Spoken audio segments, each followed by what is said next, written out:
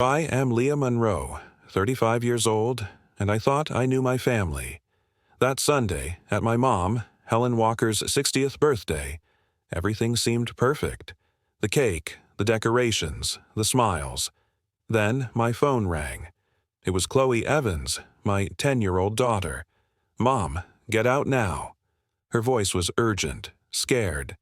"What happened?" I asked, heart racing. "Get out of the apartment," she whispered, voice shaking. Something in her tone made me listen without understanding why I walked out.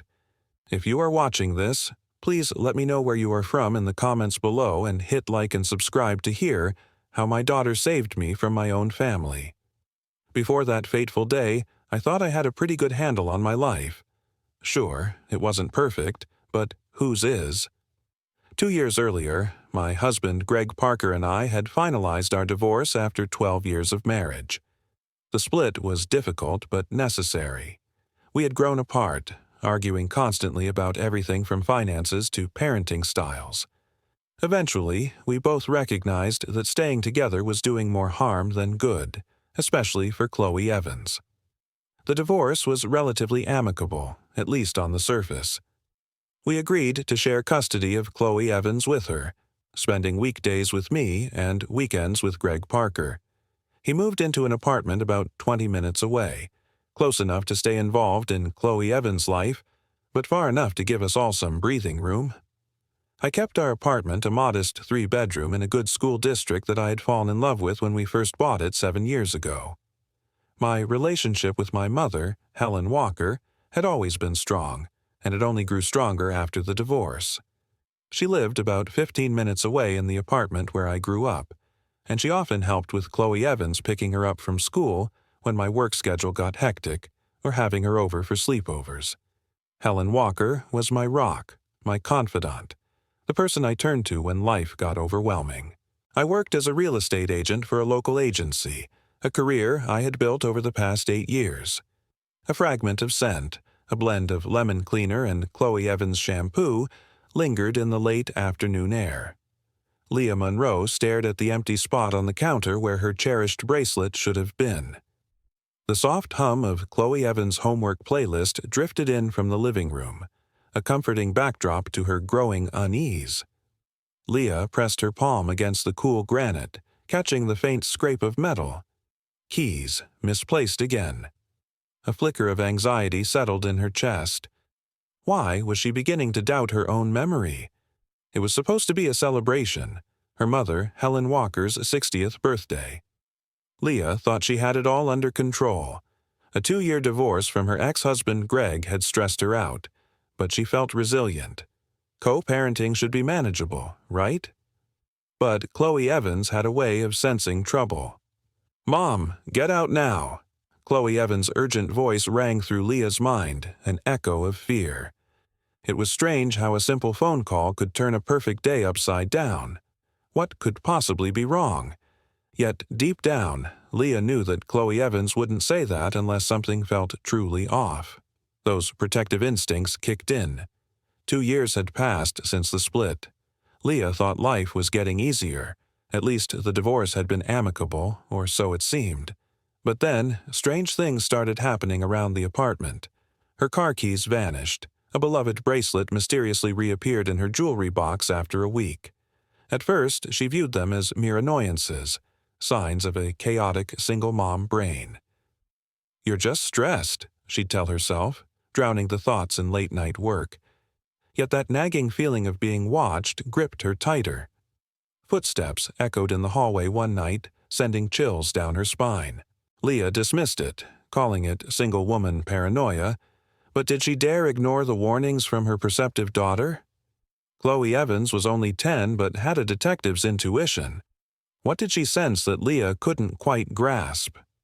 After setting up a basic security system, Leila threw herself into planning the birthday party, hoping to drown out the noise and confusion. The vibrant decorations and gourmet cake could distract from her unease, but could they really mask the buried secrets threatening her safety? Would her family's past come rushing to the surface, or was she overreacting? As Leila navigated her chaotic life, a balancing act of work, motherhood and hidden dangers, could she truly protect both herself and Chloe Evans from whatever shadows loomed? The answers seemed tangled within family ties, painting a vivid backdrop of resilience against the storms of life. The air was thick with the scent of vanilla and an undercurrent of anxiety. Leila Monroe stood in her kitchen, heart racing as laughter from the living room shifted to hushed murmurs, too faint, too controlled. Her daughter, Chloe Evans, sensed it too, inching closer, eyes wide with concern. The lights flickered as Elaine's phone buzzed, illuminating a message thread labeled Operation Surprise. But one message sent a chill down Leah's spine. Truth before cake? In that moment, the party, her carefully crafted effort at healing, teetered on the edge of chaos, threatened by secrets buried deep within her own family. What truths lay hidden, waiting to unravel everything she had worked so hard to build? Leah had thought she was in control. After a 2-year divorce from Greg, she felt resilient, convinced co-parenting would be manageable. But Chloe had a knack for sensing trouble. "Mom, get out now," echoed in Leah's mind, a haunting reminder of the fear that had crept into their lives. What could possibly be wrong? Deep down, Leah knew Chloe Evans wouldn't say that unless something felt truly off. Strange occurrences had begun to plague their apartment. Vanished car keys, a beloved bracelet reappearing after a week. At first, Leah dismissed them as mere annoyances, signs of a chaotic single-mom brain. But the feeling of being watched tightened its grip. Footsteps echoed in the hallway one night, sending chills down her spine. Was it paranoia, or was there something more sinister lurking in the shadows?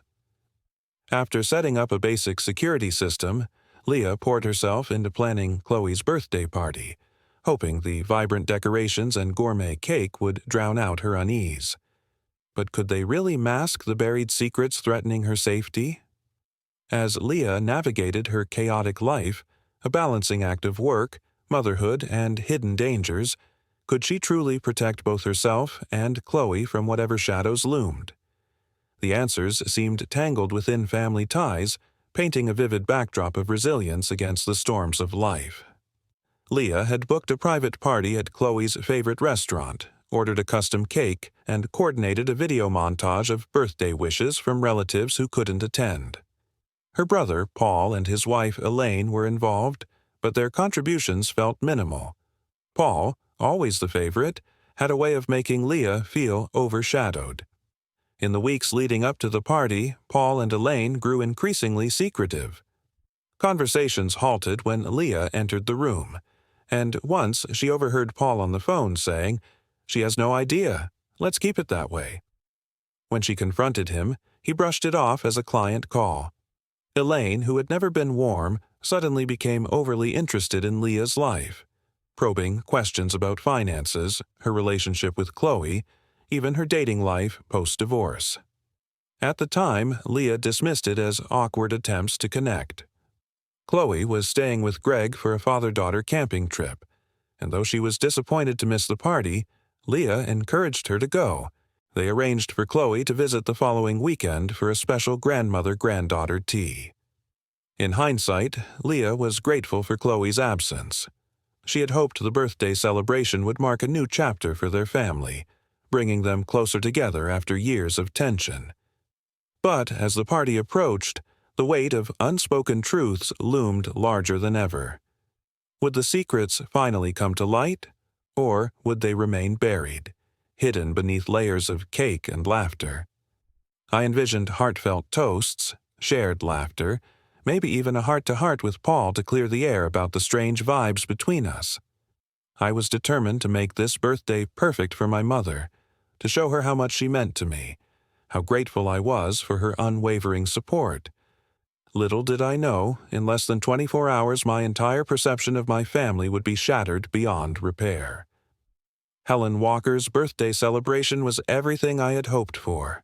I transformed her home into an elegant venue, twinkling string lights draped across the ceiling, vases of her favorite lilies and hydrangeas on every table, and framed photos from her life displayed on a special memory wall. The dining room table, extended to its full length, was covered with a cream-colored tablecloth, set with the good china that usually stayed locked away. I arrived 3 hours early to oversee the catering setup and add personal touches. When my mother walked in, her eyes welled with tears as she hugged me tightly, whispering, "You didn't have to go to all this trouble." But the joy in her expression told me it was exactly what she wanted. Family members began arriving around 6. First came Aunt Clara and Uncle Dennis from my mother's side, bearing an expensive-looking gift wrapped in silver paper. Then my cousins Natalie and Thomas with their spouses. Paul and Elaine arrived fashionably late, making an entrance in matching navy blue outfits that felt overly formal for a family gathering. As guests mingled and sipped champagne, I felt a surge of pride. Everything was coming together perfectly. The caterers served appetizers efficiently, and my carefully curated playlist provided the perfect background ambiance. My mother was beaming as she greeted each guest, laughter filling the air. But just as I raised my glass for a toast, an old photograph slipped from behind its frame on the memory wall. The clink of crystal froze the room. Everyone stared. I caught a startled glance from Chloe. The photo revealed a stranger beside Helen Walker, a man no one could name. The gentle hum of laughter died out, replaced by uneasy silence. Suddenly, the truth wasn't a background note. It roared through the room, leaving my certainty splintered and Chloe clutching my hand tightly. What secrets lay buried beneath the surface? Would this night bring us closer together, or would it unravel everything we thought we knew? The air felt thick with tension, the scent of rain creeping in through the open window, mingling with the floral arrangements. I could almost hear the rustle of leaves outside, echoing the turmoil inside me. As the evening unfolded, I realized that the real celebration was not just about my mother's birthday. It was about confronting the shadows lurking in our family, seeking truth and healing. Would we emerge stronger, or would the weight of our secrets tear us apart? For a moment, I pushed aside the stress of the past few weeks and allowed myself to enjoy the results of my planning. But beneath the surface of the perfect party, tensions were simmering. I noticed Paul and Elaine exchanging glances whenever I spoke, subtle eye rolls or raised eyebrows that made me feel like I was the subject of a private joke. When I asked Elaine if she needed help finding anything in the kitchen, she replied with an overly sweet, "No thanks, Leila Monroe.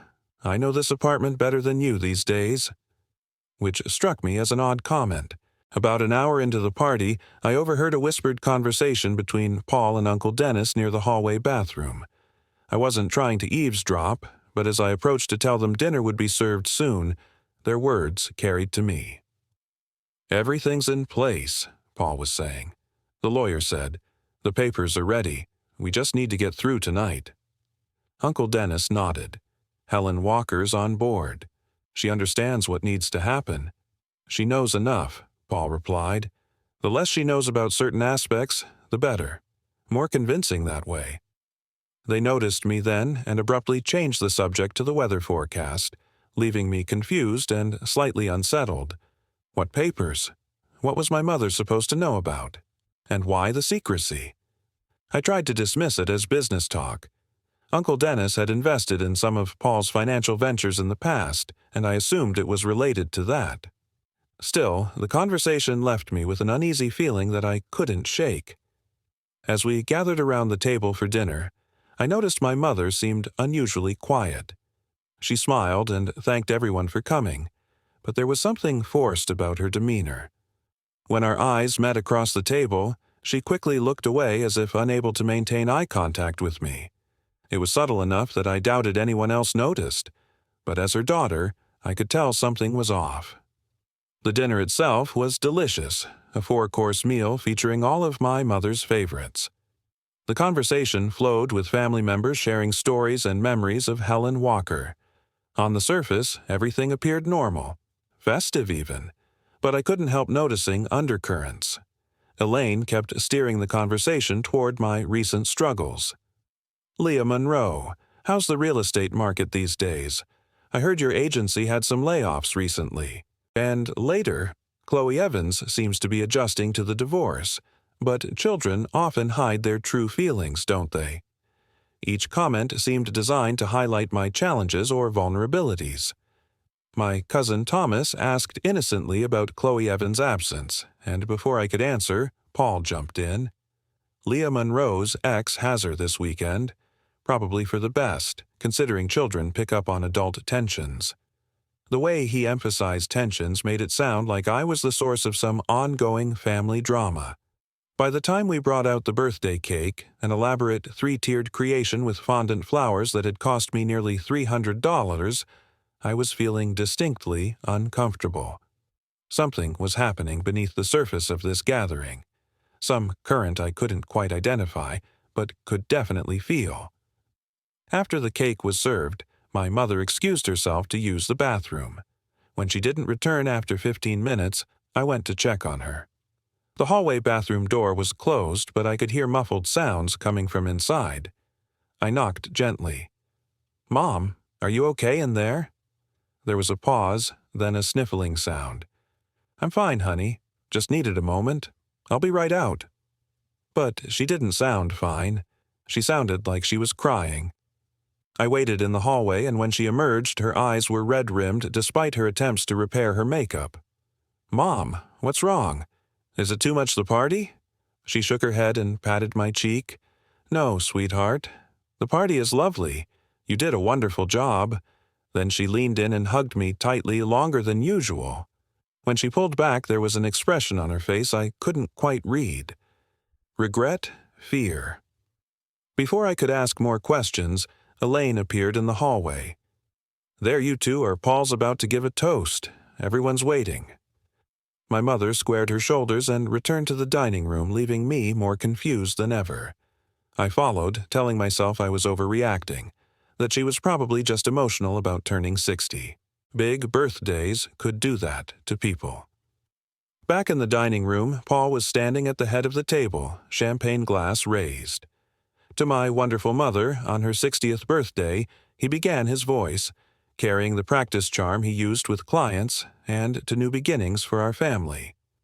There was something in the way everyone raised their glasses, a sense of shared knowledge from which I was excluded that sent a chill down my spine. I lifted my glass, automatically smiling to hide my growing unease. That's when my phone rang.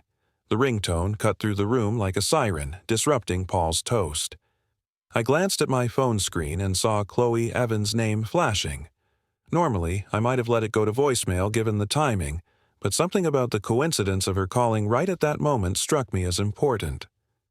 "Sorry, it's Chloe Evans." "I should take this," I said, stepping away from the table. I noticed Paul and Elaine exchange another one of their looks as I walked into the kitchen for privacy. "Chloe Evans, is everything okay, sweetie?" I answered, concerned that she'd called during what she knew was her grandmother's birthday dinner. "Mom." Her voice was urgent, frightened in a way I'd never heard before. "You need to get out now." "What? What are you talking about? Aren't you camping with your dad?" I felt a cold wave of panic. Had something happened to Chloe Evans? "I am, but that's not important. You need to get out of the apartment." Her voice shook with intensity. "Chloe Evans, honey, slow down. What happened? Are you safe?" I was struggling to make sense of her warning. "I'm fine, Mom, but you're not. I heard Dad on the phone last night when he thought I was asleep." She lowered her voice to a whisper. "He was talking to Uncle Paul. They're planning something bad, Mom. Really bad." My stomach dropped. "What do you mean? What did you hear exactly?" "Dad said everything was ready for after the party. That once they had you, I don't know, recorded or something, they were going to use it against you. Something about you being unstable and them getting control. Uncle Paul said they just needed you to react the right way when they confronted you.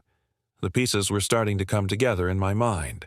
The strange behavior, the secretive conversations, my mother's tears.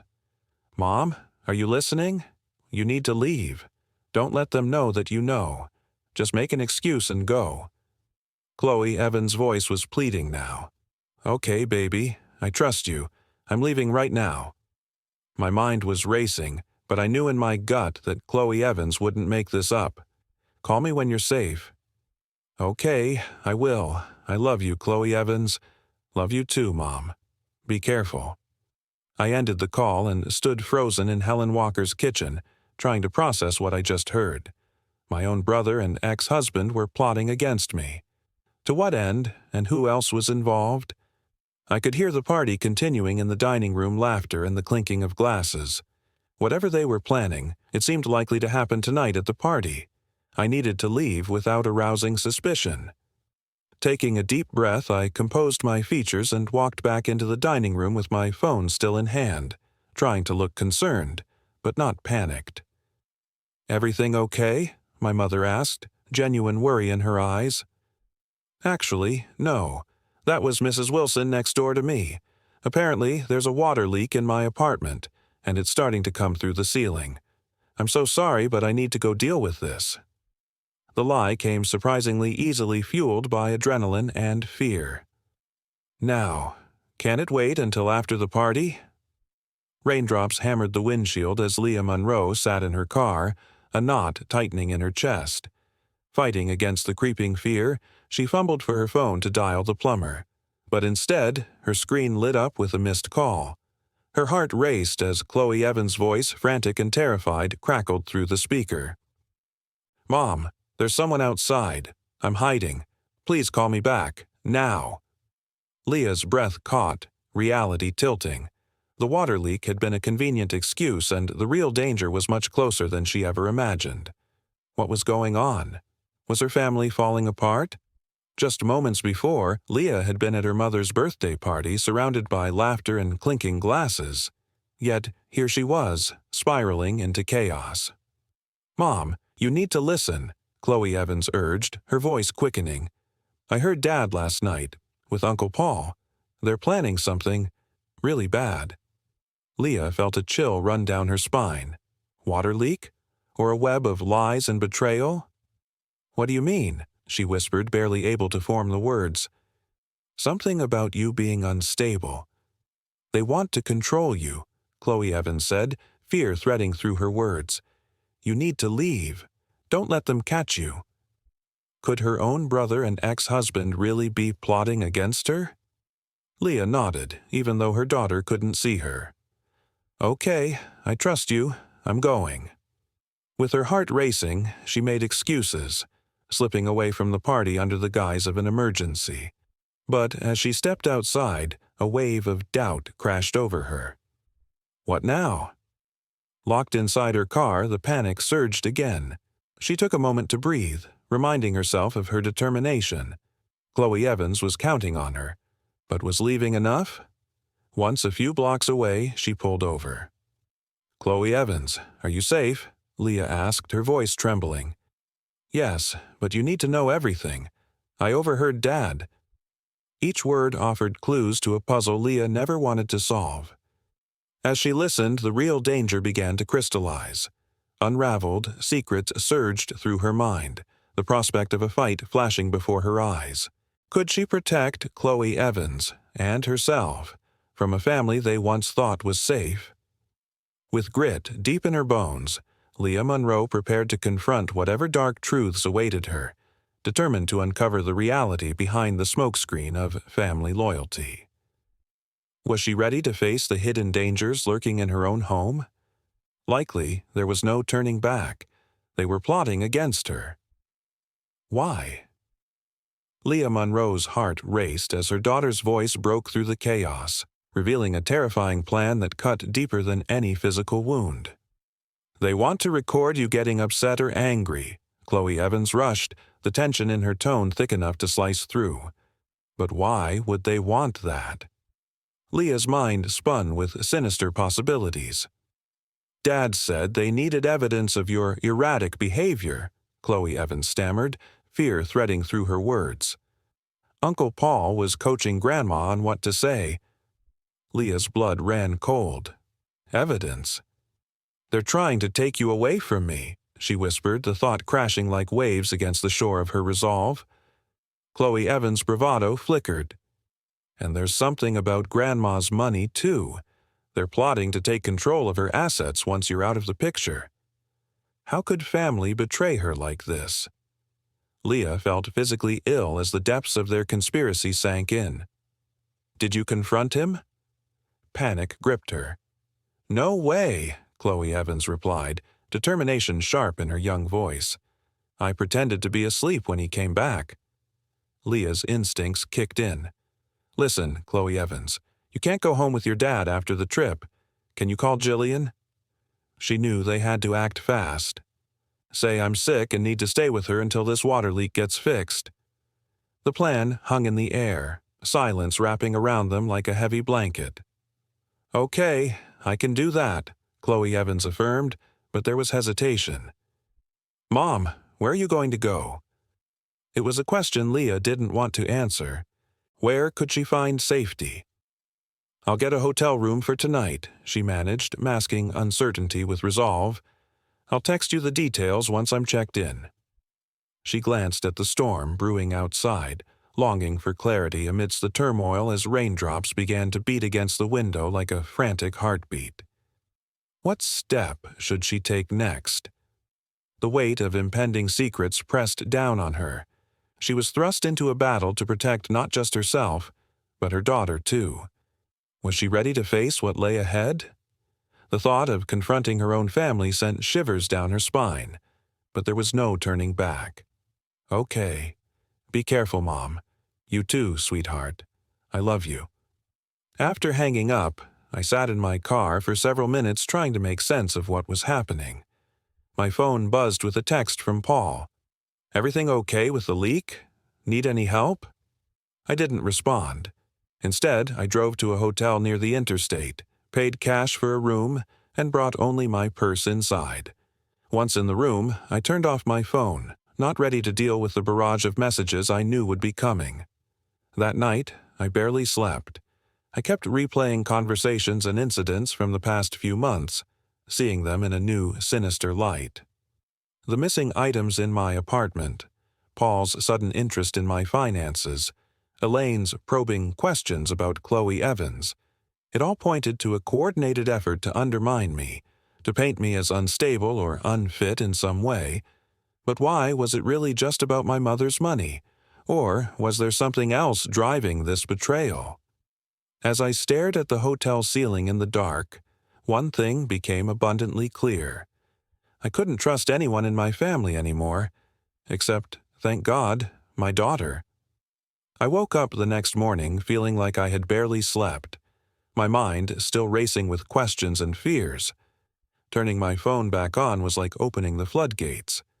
27 missed calls, 43 text messages. Most were from Paul and my mother, with a few from other family members who had been at the party. The texts started concerned, then grew increasingly urgent. Paul, how's the water situation? Need any help? Mom, honey, is everything okay? Call me when you can. Paul, Leila Monroe, no one's answering at your apartment. Where are you? Mom, sweetheart, we're worried. Please call. Paul, this isn't funny, Leila Monroe. People are concerned. The later messages took on a different tone. Paul, I drove by your apartment. There's no water leak. What's going on, Mom? Leila Monroe, please. You're scaring me. Just let us know you're safe. Paul, Chloe Evans called Elaine looking for you.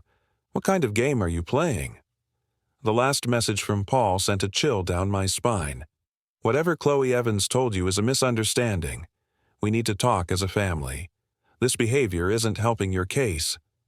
My case, the same phrasing Chloe Evans had overheard. It confirmed her warning wasn't a misunderstanding or childhood imagination. Something real was happening. I texted only my mother. I'm safe, need some time alone. We'll call later. Then I called Jillian, the one person outside my family I felt I could trust completely. Leila Monroe, where are you? Your brother called here looking for you last night. Jillian sounded worried. I'm at a hotel. Jill, something really strange is happening with my family. I explained Chloe Evans' call and the warning, the odd behavior I'd noticed, and my escape from the party. There was a long pause before Jillian responded. Leila Monroe. I didn't want to get involved in family matters, but Paul came to see me last week. What I felt my stomach drop. What did he want? He said he was concerned about you, that you'd been acting paranoid, claiming people were watching you or coming into your apartment. He asked if I'd noticed any erratic behavior. Jillian's voice was hesitant. He mentioned something about Chloe Evans potentially being in an unstable environment. I felt physically ill. And what did you tell him? That you seemed completely fine to me, Leila Monroe. I've known you for 20 years. I told him he was way off base, but he seemed so convinced, so concerned. He said other family members had noticed changes in your behavior, too. Jill, they're setting me up. I don't know exactly why, but they're trying to make me look unstable. My voice cracked. They want to take Chloe Evans. That's crazy. Why would Paul want to take Chloe Evans? I don't know, but there's more to it. Something about my mother's estate. I need to figure out what's going on. Jillian was quiet for a moment. I know someone who might be able to help. My cousin Marcus is a private investigator. He's discreet and thorough. Want me to call him? Yes, please. I was desperate for allies for information. Where are you staying? I'll bring you some clothes and things. I gave her the hotel information, made her promise not to tell anyone, and hung up. Then I checked my email looking for any clues about what might be happening. There was nothing unusual except an email from my mother's financial advisor from 2 weeks ago that I hadn't opened yet. The subject line read, Re-updated estate planning documents for review. I opened it with shaking hands. The email was brief and professional. Dear Miss Barrett, attached. Please find the updated estate planning documents for Catherine Barrett as requested. Please review the changes to the trust structure and beneficiary designations at your convenience. Once you've had a chance to review, we can schedule a time to discuss any questions or concerns. Best regards, Michael Thompson, Senior Financial Advisor. I hadn't requested any documents. I had no idea what changes had been made to my mother's estate plan. The attachment required a password I didn't have. A sick feeling grew in my stomach. Someone had impersonated me to get these documents, and given everything else, it wasn't hard to guess who. Jillian arrived an hour later with a suitcase of clothes and her cousin Marcus, a serious-looking man in his 40s with kind eyes that contrasted with his otherwise stern appearance. Leila Monroe, this is Marcus. He can help us figure out what's going on. Jillian introduced us. Marcus got straight to business. Jillian explained the situation. First, we need to establish some facts. Do you have any evidence of these plans your daughter overheard? Just what she told me in this email. I showed him the financial advisor email on my phone. Marcus nodded. That's a start. We need more financial records, communications, anything that shows coordination between your brother and ex-husband. How do we get that? Leave that to me. But first, let's make sure you and your daughter are safe. Have you ever felt the weight of a family secret, one so heavy it could crush you? Leila Monroe stood near the window, where the rain scent mingled with a sense of dread. She finally received an email from her mother's financial advisor, each word sending shivers down her spine. Estate planning documents? Why hadn't she asked for those? Panic swirled inside her as questions raced through her mind. Could it be that Greg Parker, her ex-husband, was involved? Just then, her phone buzzed. Text Chloe Evans, her friend Jillian urged. Make sure she's okay. Leah took a deep breath, fingers shaky, and sent a quick message to her daughter. The response came fast. Dad seemed angry, but I'm at Jillian's. Leah's heart sank. She had to keep Chloe safe. Days rolled on in a blur of tension as Marcus, Jillian's cousin, took charge. Leah remained cloistered in a hotel room, avoiding family members desperate to reach her. Then, on the morning of the 4th day, Marcus knocked on her door with a thick folder. I've got something, he said, words tumbling out with urgency. Your mother changed her will and trust 3 weeks ago. You were removed as a beneficiary. What? Leah's world seemed to tilt on its axis. That's impossible. Mom would never do this. But Marcus continued, laying out emails between her brother Paul and Greg Parker, discussing her so-called erratic behavior. A psychiatrist she had never met had recorded notes on her supposed decline. Betrayal seeped into her core, each document like a dagger piercing her trust. "Why would they do this?" Leah's voice cracked. "What do they gain?" Without hesitating, Marcus replied, "Control of your mother's estate. Custody of Chloe. They want to cut you out completely." In that moment, Leah realized she was standing on the edge of a dark conspiracy, her heart racing. With her daughter's safety at stake, she had to confront this web of deception. The path to reclaiming her life, and Chloe's, would demand every ounce of resilience she had. Would she find the truth amidst the lies that threatened to unravel everything she held dear? I remembered the hushed tones of Paul and Uncle Dennis. "The papers are ready." They were plotting to have me declared mentally unfit, to strip everything away from me. "There's one more thing you should know," Marcus said, his face serious. "Your mother seems to have been aware of at least some of this plan." That hit harder than anything else. My own mother, the one I thought would always have my back, was part of this betrayal. But I could still hear her sobs through the cracked bathroom door. She seemed sad. "Regretful," I murmured, more to myself than to Marcus. "People can be pressured into things they don't fully understand," Marcus suggested gently. "Especially older folks when family members they trust are doing the pressuring." I nodded, fighting back tears. "What do we do now?" "Now we go on the offensive," Marcus replied, determination in his voice. "They've been building a case against you. We're going to build one against them." As painful as these revelations were, a strange relief washed over me. I wasn't imagining things. I wasn't paranoid. There was a real conspiracy, and now I had proof. More importantly, I had a fighting chance to protect myself and Chloe.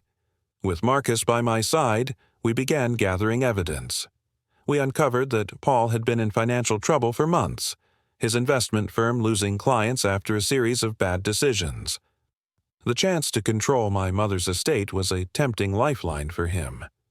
Greg Parker, my ex-husband, had recently lost his job and was 3 months behind on rent.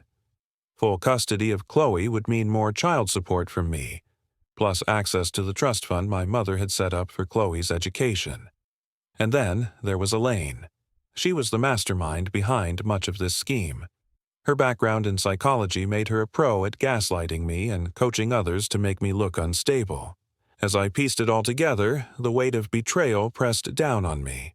But I wasn't going to let them win. I had to fight for my daughter, for my truth, and for the life I deserved. Would I be able to untangle this web of deceit before it consumed everything I loved? The more we uncovered, the clearer the picture became. This wasn't a sudden decision or misunderstanding. This was a calculated months-long conspiracy to destroy my life for financial gain. The betrayal cut deep, especially my mother's involvement. But, as Marcus pointed out, the evidence suggested she may not have fully understood or consented to what was happening. The email showed Paul telling her they were protecting me, getting me help for problems I didn't know I had. By the end of the week, I had a comprehensive understanding of what I was facing and who was involved. The knowledge was painful, but empowering. For the first time since Chloe Evans' warning call, I felt ready to confront the people who had betrayed me and fight for what was mine. Armed with the evidence Marcus had gathered, I decided it was time to stop hiding and start fighting back. My first move was strategic rather than emotional. Instead of confronting everyone at once, I would approach them individually, using what I knew to gauge their true involvement and potentially find allies. I started with Greg Parker arranging to meet him at a public cafe where Marcus could observe from a distance. When Greg Parker arrived, he looked simultaneously angry and concerned, an expression I recognized from our marriage whenever he was trying to manipulate a situation. "Leila Monroe, what the hell is going on? You disappear for days. Chloe Evans staying with Jillian. Everyone's worried sick. His voice carried just the right note of concerned ex-husband, loud enough for nearby patrons to hear. I kept my voice calm and level. I know about the plan, Greg Parker. I know what you and Paul were trying to do. His expression flickered, but he recovered quickly. I don't know what you're talking about. Paul and your mother are concerned about your mental health. That's all. These paranoid delusions aren't helping your case. There's that phrase again. Your case. I slid a folder across the table. This contains copies of emails between you and Paul discussing how to have me declared mentally unfit so you could get custody of Chloe Evans and access to my mother's money. Do you want to revise your statement? Greg Parker opened the folder, his face paling as he scanned the first few pages. He closed it quickly and looked around, lowering his voice. Look, you're misunderstanding the situation. We were concerned about you, the way you've been acting, talking about people watching you, things moving in your apartment, things that were actually happening because you or someone you were working with was coming into my apartment, setting me up. I leaned forward. Chloe Evans overheard you on the phone with Paul during your camping trip. That's why I left the party. That's why I've been in hiding. Greg Parker's expression hardened. You're using our daughter against me now, having her spy and make up stories. She didn't make anything up. She heard you planning to record me at the party to use it as evidence. Tell me I'm wrong, Greg Parker. He was silent for a long moment, calculating his options. Finally, he sighed. It wasn't my idea. Paul came to me with concerns about your behavior. He said your mother was worried too. He had documentation from doctors' witnesses. Fake documentation. I've never seen those doctors. How was I supposed to know that Greg Parker ran a hand through his hair, a gesture I recognized from our marriage when he was caught in a lie? Look, I just wanted what was best for Chloe Evans. Paul convinced me you were having some kind of breakdown. Then yes, he mentioned that if I had custody, there would be financial benefits. But it wasn't about the money. It was absolutely about the money. You're 3 months behind on rent, Greg Parker. You lost your job and didn't tell me. Were you even going to continue paying child support? His face reened. You've been investigating me. You were plotting to take my daughter and destroy my reputation. Did you think I wouldn't fight back? Greg Parker's demeanor changed, becoming more aggressive. You know what? Maybe Paul was right. These wild accusations hiring private investigators. This isn't normal behavior, Leila Monroe. Save it. We both know what's really happening here. I stood up. I'm giving you one chance to back out of this. Tell Paul and anyone else involved that you're done. Admit to Chloe Evans that you lied, or the next time we talk will be through my lawyer. You're threatening me now. Greg Parker's voice rose after keeping my daughter from me for days. This isn't helping your case, Leila Monroe. It's just proving our point. I leaned down, keeping my voice steady. I have recorded this entire conversation, Greg Parker. I have the emails. I have Chloe Evans' testimony about what she overheard. If you try to take my daughter, I will fight you with everything I have, and I will win. I walked out, leaving him staring after me. It wasn't a complete victory, but I had confirmed what I suspected. Greg Parker was involved, but possibly not the ringleader. Paul and Elaine seemed to be driving this with my mother and Greg Parker as either willing accomplices or manipulated pawns. My next confrontation was with my mother. I asked her to meet me at a restaurant different from where I'd met Greg Parker again, with Marcus watching discreetly. When she arrived, she looked exhausted, her face lined with worry. She rushed to hug me, but I stepped back, not ready for physical contact. Leila Monroe, thank God. I've been so worried. Where have you been? Why did you run off like that? Her concern seemed genuine, which made what I had to do even harder. Mom, I know about the changes to your will and trust. I know about the plan to have me declared mentally unfit. My mother's face crumpled. Oh, Leila Monroe. She sat down heavily. You don't understand. Then explain it to me. Explain why you would agree to cut me out of your will to help Paul and Greg Parker take Chloe Evans away from me. Tears filled her eyes. That's not what I agreed to. Paul said you were having problems, that you needed help but wouldn't admit it. He showed me reports from doctors, statements from friends. He said the legal maneuvers were just to ensure you got the help you needed, that everything would go back to normal afterward. And you believed him without even talking to me. He had so much evidence, Leila Monroe. And there were things I'd noticed myself. You seemed anxious talking about missing items, feeling watched. She reached for my hand, but I pulled away. I never agreed to them taking Chloe Evans permanently or cutting you out completely. Paul said it was all temporary, just until you were better. I showed her the actual documents she had signed. This isn't temporary, Mom. This permanently removes me as your beneficiary and trustee. Did you even read what you were signing? She looked at the papers in confusion. That's not what Paul explained to me. He said these were just precautionary measures. He lied to you. They all did. They're after your money and my daughter, and they used you to make it happen. My mother's hands trembled as she processed this. I never wanted to hurt you, Leila Monroe. You have to believe that. Paul was so convincing, and he had Elaine backing him up with all her psychology expertise. They made me feel like I was helping you. I wanted to believe her, but the betrayal was too fresh. If you want to make this right, you need to revoke these documents immediately. And you need to tell everyone involved that you made a mistake, that you don't believe I'm unstable. Of course I will. She reached for my hand again, and this time I let her take it. Leila Monroe, I'm so sorry. I should have trusted my instincts. At the party, I knew something wasn't right. That's why I was crying in the bathroom. It felt wrong. But Paul had me so confused.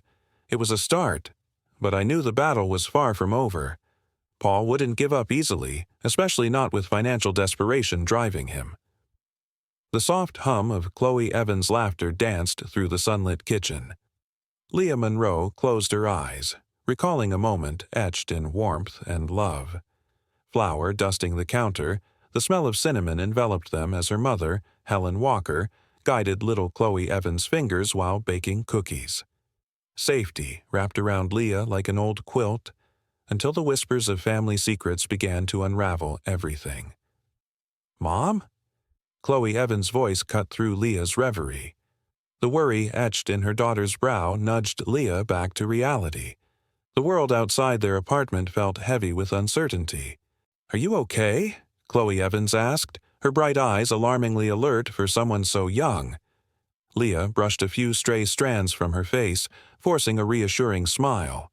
But inside, shadows of fear crept in. The aftermath of her divorce with Greg Parker was gnawing at her, and she could almost hear the rustle of leaves outside, mirroring her tumultuous thoughts.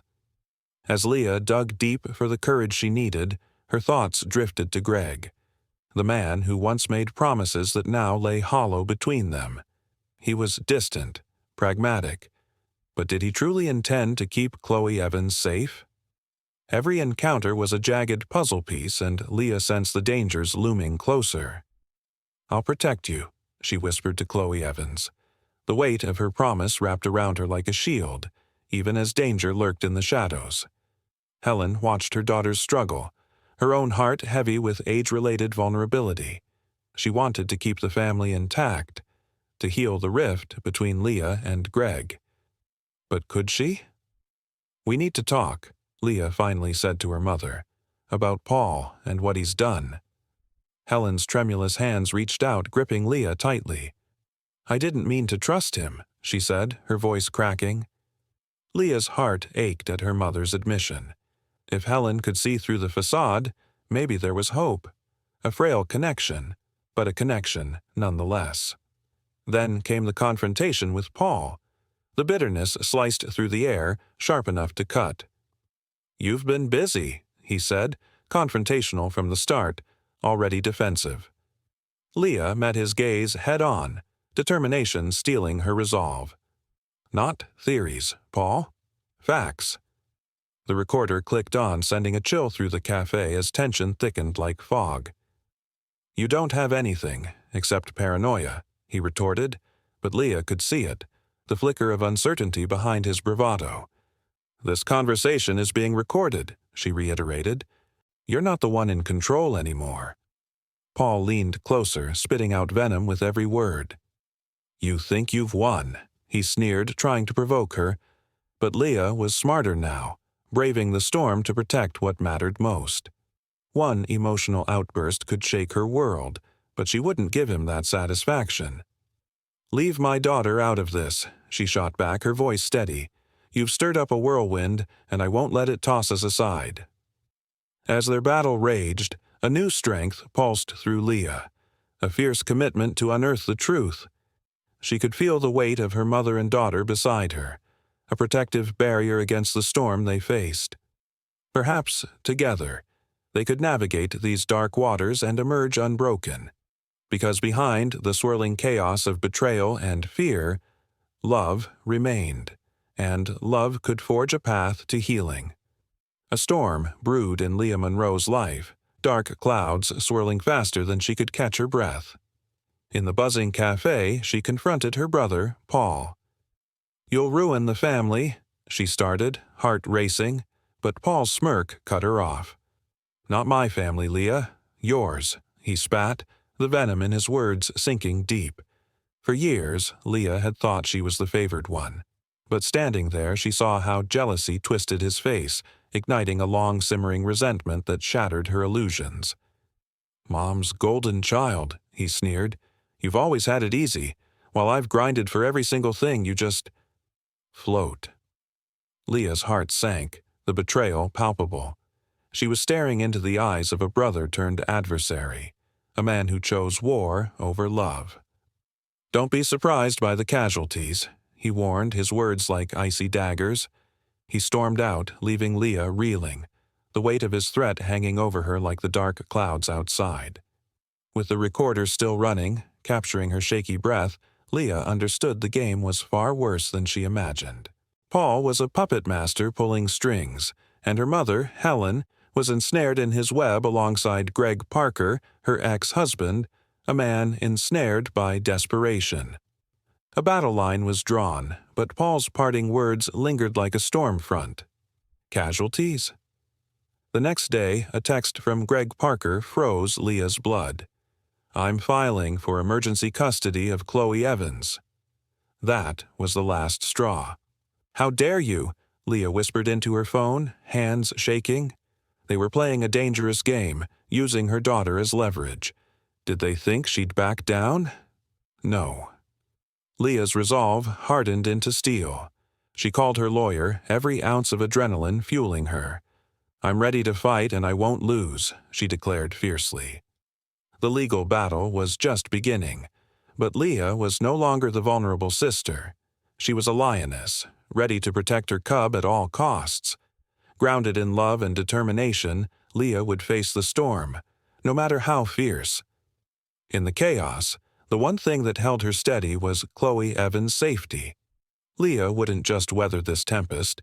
She would emerge stronger, unified with her mother and daughter, ready to reclaim what was rightfully theirs.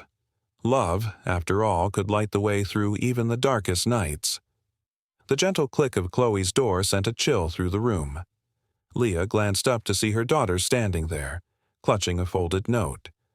Chloe's expression was not of fear, but urgent determination. Leah's breath hitched when she recognized the familiar scrawl, Greg Parker's handwriting. What could he possibly have to confess? As Leah read the note, a wave of realization crashed over her. Their entire custody battle had been fueled by a lie that neither she nor anyone else suspected. Could this really be happening?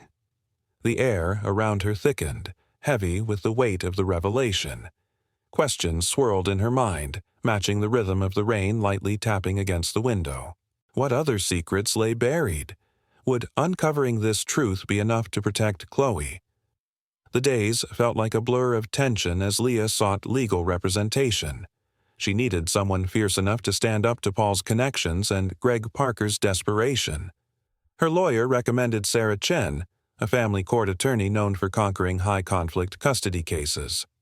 Leah could sense the gravity of the situation as Sarah spread the documents across her desk.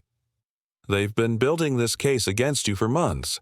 It's calculated, but it's also fabricated," Sarah stated sharply. Leah clenched her fists. What's our strategy? Counter-offense, Sarah replied without hesitation. We expose their conspiracy. Leah felt her heart race. The thought of involving Chloe in this made her stomach knot, but it might be their only option. Chloe was brave, but she was only 10. Leah's mind raced with concerns about her safety. Still, her resolve hardened. I'll talk to her, Leah whispered, determination settling in. With Sarah laying out the legal battle plan, Leah considered the conversations ahead. She needed to talk to her mother, Helen, to ensure everyone truly understood the stakes. Arranging to meet her mother felt like a daunting task. This was the same apartment that once brought Leah comfort. Now, it felt like a minefield. As she approached the door, her heart raced. Would Helen understand the complexities and dangers that lay ahead? With everything unraveling, Leah knew they had to come together, or risk losing everything. Would love and family bonds be enough to weather the storm against treachery? Only time would tell. The apartment felt heavy, the air thick with unspoken truths, as Leila Monroe's heart raced. Her mother, Helen Walker, sat across the room, hands trembling as she poured tea. I revoked those documents, she blurted, voice barely above a whisper. I called Michael Thompson myself. I was misled. Leah accepted the tea without drinking, fear swirling in her chest. But it's just the beginning, Helen continued, her gaze dropping. Paul and Greg Parker are still moving forward. Greg Parker's filing for emergency custody of Chloe Evans. The cup in Helen's hand clattered on the table. He can't do that. On what grounds? Leah asked, dread knotting her stomach. The same twisted lies they've been telling. That I'm unstable, paranoid, a danger. Tears welled in Helen's eyes. It's all my fault. I shouldn't have listened to Paul. Mom, I need details. What exactly did he tell you? As hours passed, Leah listened, each revelation tightening a grip around her heart. Paul had spun a web of deceit, convincing Helen of Leah's supposed decline, framing the entire intervention as a rescue mission. At my birthday party, they planned an intervention, Helen said, wiping her tears. They said I might react badly, but it was for your own good. They made me believe it was temporary, to safeguard your inheritance. Leah recoiled. You never read the documents. I trusted him, Leah. The room trembled with betrayal. Paul had wielded trust like a weapon. Leah's fists clenched, determination burning in her veins. Now, Chloe Evans was in the crosshairs of their deceitful game. Rain hammered against the window, the scent of wet earth seeping into the room, as the emotional stakes intensified. What would happen when Chloe realized that her safety had been used as a bargaining chip? Just outside, Chloe Evans pressed her small frame against the shadows of the hallway, her alert ears catching every word.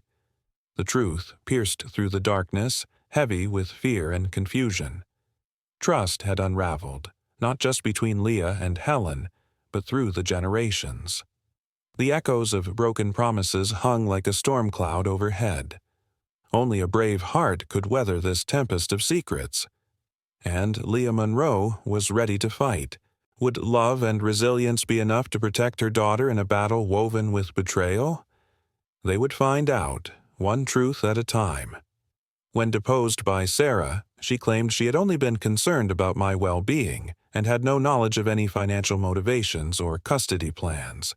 Her attempt to save herself provided us with yet another crack in their unified front. The most dramatic moment came during Paul's deposition. Faced with the recovered emails, text messages, and testimony from multiple sources, his carefully constructed facade began to crumble. When Sarah pressed him about his firm's financial troubles and his motives for gaining control of our mother's estate, he lost the composed demeanor he had maintained for months. You have no idea what it's like to watch everything you've built slipping away, he snapped. Leila Monroe has always had everything handed to her. One divorce and suddenly everyone's rallying around poor Leila Monroe while I'm facing financial ruin with no support from anyone. The outburst captured on the official deposition record revealed the true motivation behind his actions far more effectively than our accusations could have. Greg Parker, seeing the case against him, strengthening and lacking Paul's financial resources to continue the legal battle, was the first to cave. His lawyer approached Sarah about a settlement. In exchange for dropping his emergency custody petition and admitting his role in the conspiracy, he wanted guaranteed visitation rights with Chloe Evans and no criminal charges. After consulting with me and Chloe Evans, we agreed to modified terms. Greg Parker would have supervised visitation only until he completed therapy and parenting classes, and he would provide a full written statement detailing the conspiracy and his involvement. With Greg Parker's defection and statement, Paul's position became untenable. The family court judge dismissed the emergency custody petition and issued a stern rebuke to all parties involved in what she called a disturbing attempt to use the family court system as a weapon in a personal vendetta. The atmosphere in the apartment buzzed with tension. Leila Monroe stood in the dimly lit hallway, the weight of family secrets heavy in the air. The scent of rain lingered from outside, a stark contrast to the storm brewing within. At her side was her 12-year-old daughter, Chloe Evans. Her tiny hand gripped Leah's tightly, a mix of concern and bravery flickering in her wide eyes.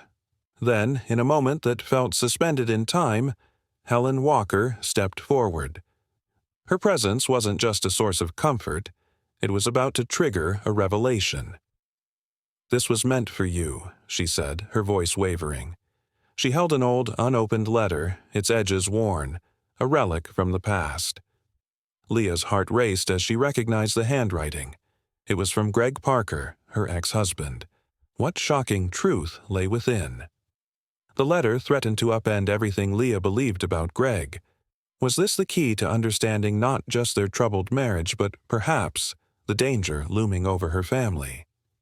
As Leah tore open the envelope, the entire room seemed to hold its breath. The words spilled out, unraveling threads of deception Leah had never imagined. It held the kind of clarity that shattered illusions, igniting a fierce desire for truth and healing. Meanwhile, Greg, a man who had once been pragmatic and distant, now seemed like a shadow of his former self. The custody battle left scars that were deep, reshaping their already fractured family dynamics. Leah had to navigate this treacherous landscape, not just for herself, but fiercely for Chloe, whose safety was her only priority. Days turned into weeks as Leah sought to protect her daughter from the fallout of the secrets laid bare. The once quiet apartment now echoed with heated discussions. Old wounds reopened, and the reassuring rustle of leaves outside became a sound of resilience. Could family bonds withstand such turmoil? In this new chapter of their lives, Leah realized that unraveling the past wasn't just about uncovering betrayal. It was about reclaiming their future. With Helen's support, she began to make sense of the chaos. Trust was hard-earned, but Leah was determined. And the battle for her family's safety? That was just the beginning. As Chloe's perceptive bravery shone through the darkness, Leah found herself slowly rebuilding the shattered pieces of their lives. They would confront the storm together. Would they emerge stronger on the other side, or were the cracks too deep to mend? Time would tell, but one thing was certain. Leila Monroe's journey had only just begun, and the fight for family was worth every moment.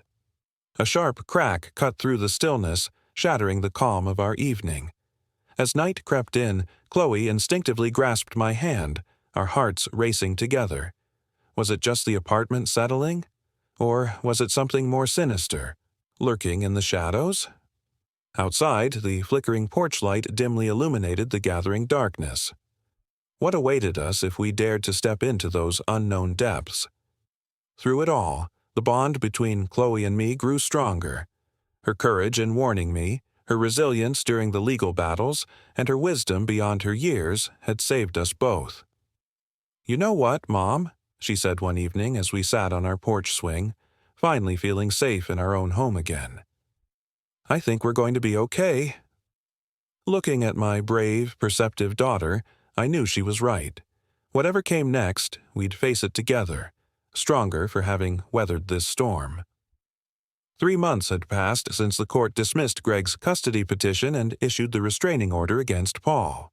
The immediate danger had subsided, but the emotional aftermath lingered like a dark cloud.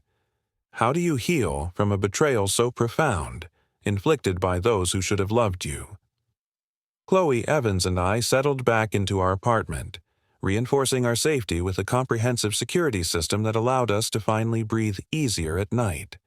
We carved out new routines, relishing in the ordinary moments: weekend pancake breakfasts, movie nights with makeshift pillow forts, bike rides that painted our neighborhood with laughter.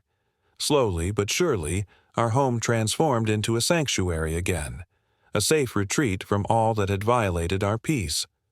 The first family member to reach out was Helen.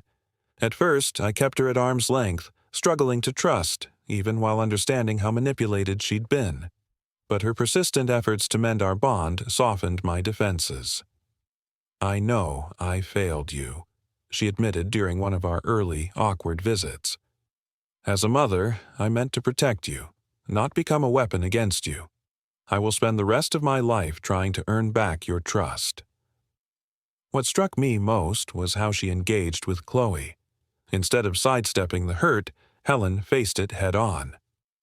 "I made a terrible mistake, Chloe Evans," she said, kneeling to meet Chloe's gaze. What would Chloe's response be? Would she find it in her heart to forgive? Would this flicker of hope illuminate the path ahead? Or was it merely a fleeting moment before the shadows crept back in? Time would reveal the answers, but one thing was undeniable. Our journey, though fraught with challenges, had only just begun. I believed people I shouldn't have believed and didn't listen to my heart, but you were brave and smart and saved your mom when the adults around her failed. I am so proud of you and so sorry I put you in that position." Chloe Evans, with her remarkable capacity for understanding, hugged her grandmother. "Everyone makes mistakes, Grandma, even big ones. My mother moved in with us temporarily while recovering from a minor surgery about 2 months after the court case ended. That shared time under one roof with its mundane moments and necessary cooperation did more to rebuild our relationship than any number of apologies could have. By the time she returned to her own home, we had established a new foundation based on hard-earned honesty and respect. Paul's journey toward accountability took longer and remained incomplete. After the initial shock of his legal defeat and professional repercussions, he swung between angry denial and desperate attempts to justify his actions. His first attempts at communication, circumventing the restraining order by sending messages through other family members, focused on his own hardships rather than genuine remorse. "Tell Leila Monroe, I've lost everything because of this." He told our Aunt Clara to relay to me, "My business is failing. Elaine is talking about separation. Is she happy now?" I refused to engage with these manipulative messages, maintaining my boundaries and focusing on my own healing. It was 6 weeks before Paul sent a letter that showed the first glimmers of genuine accountability. "I've started therapy," he wrote. "My therapist says I need to take responsibility for my actions without qualifications or excuses. So here it is. What I did was wrong, not because it failed, but because it was a violation of trust and family bonds. I was so focused on my financial problems and my own resentments that I convinced myself the end justified the means. I know words mean little at this point, but I am sorry, Leila Monroe. Truly sorry." The atmosphere was thick with unspoken words, a tension hanging like a storm cloud over Leila Monroe and her daughter, Chloe Evans. It was an ordinary Saturday, but everything shifted in an instant during a routine supervised visitation. The fluorescent lights buzzed overhead, casting a harsh glare in the small room. As Greg Parker fumbled through his bag, Chloe's sharp eyes caught sight of a sealed envelope tucked away. With trembling hands, she picked it up, flipping it over to reveal a name, her mother's childhood nickname, written in the familiar looping script of her grandmother, Helen Walker. Leah's heart raced. What could it mean? As Chloe handed the envelope to her, Leah felt an icy grip of unease wrap around her chest. Inside, a confession awaited. A long-buried family secret from Helen that would redefine everything Leah thought she knew about her past and Greg's role in it. As she read the words, shock washed over her. Her reality crumbled. Trust, safety, everything she had fought to rebuild felt as fragile as glass now. How could a simple envelope hold the power to unravel years of effort towards healing? Every word was a knife, cutting through the carefully woven tapestry of their lives. Leah's mind spiraled, but then a spark of resolve ignited within her. "Mom!" Chloe's brave voice broke the silence, drawing Leah back from the brink of panic. "Are you okay?" In that moment, Leah realized she wasn't just a victim of her past. She was a mother, a protector, and now, more than ever, she needed to shield her daughter from the chaos lurking just beyond their home. As the rain began to patter softly against the window, Leah took a deep breath, letting the scent of wet earth ground her. She was determined to seek the truth, to heal, and most importantly, to protect Chloe. Would the revelations lead to a deeper understanding of their family history, or would they create an even bigger rift? With every step toward transparency, Leah knew she'd have to confront not just the secrets but also the fractures within herself. The road ahead was uncertain, but one thing was clear: she wouldn't walk it alone. With Chloe at her side and Helen's support, they could face whatever came next. And with suddenly found courage, Leah resolved to dig deeper into those secrets, unravel the threads of the past, and forge a new chapter for them both. Would the truth bring them closer or tear them apart? Time, as always, held the answers. My therapist reminded me.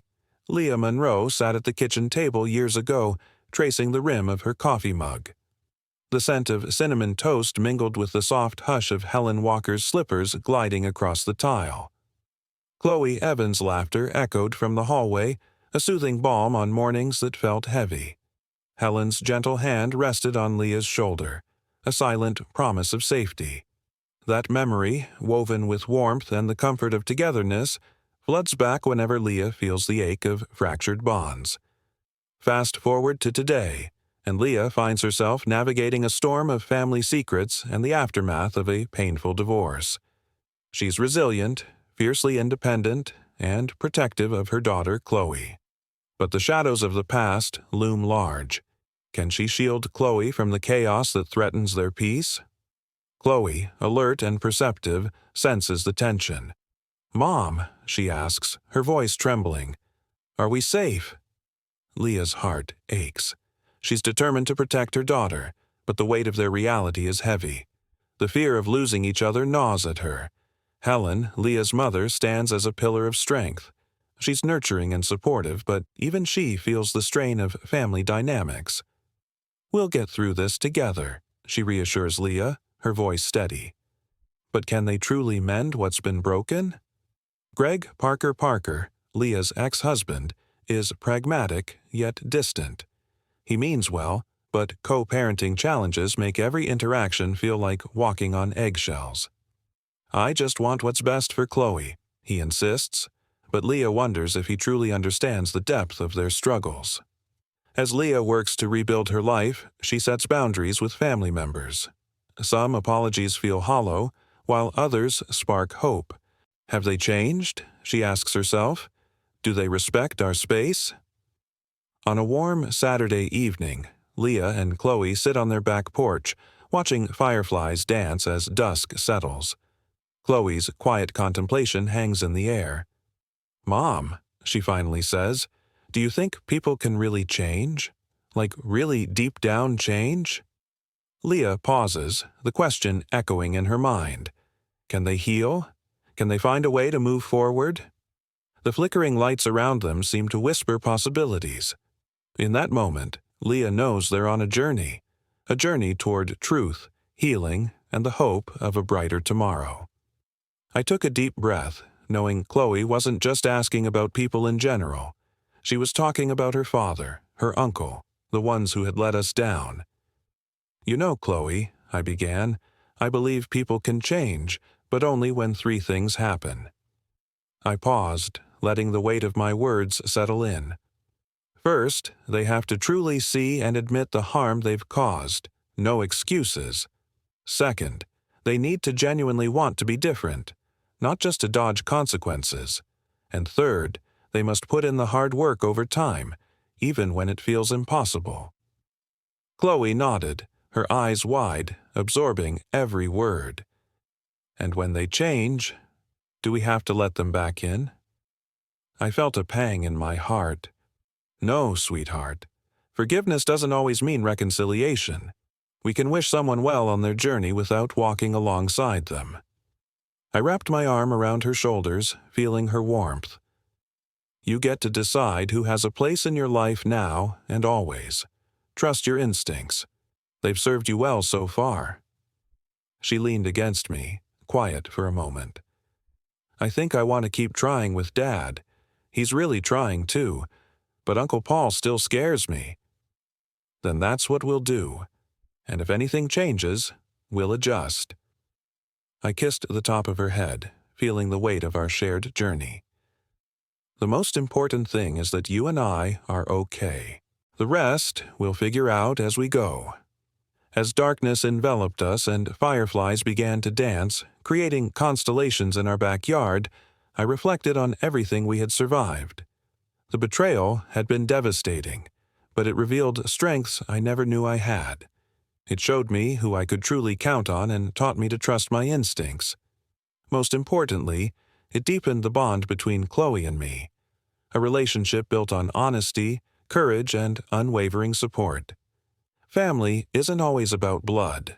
Sometimes it's about who stands beside you when others plot behind your back.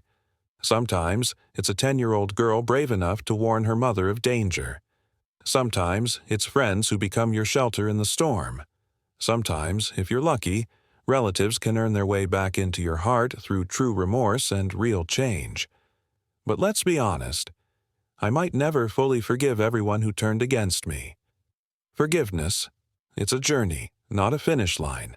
Some wounds, they leave scars that never fade. What I do know is this. Chloe and I emerged stronger and smarter, ready to carve out a future anchored in trust, not betrayal. Have you ever faced a betrayal from those who should have had your back? What did it take for you to heal? Let's talk about it. Your story matters, and I want to hear your thoughts in the comments. And remember, sometimes the family we choose becomes our true family. Deeper bonds crafted through love and support rather than blood alone. Thank you for being part of our journey.